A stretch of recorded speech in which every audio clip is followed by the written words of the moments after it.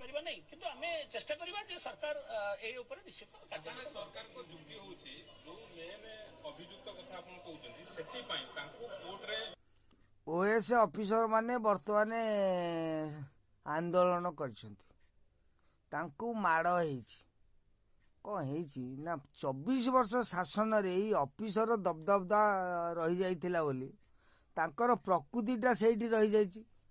ତେଣୁ ସିଏ ତାଙ୍କର ପିଠି କୁଣ୍ଡେଇ ହେଉଥିଲା କି ଆଙ୍କର ଗୋଡ଼ କୁଣ୍ଡେଇ ହେଉଥିଲା, ଏଇଟା ସର୍ବସମ୍ମୁଖକୁ ଆସିବା ଦରକାର।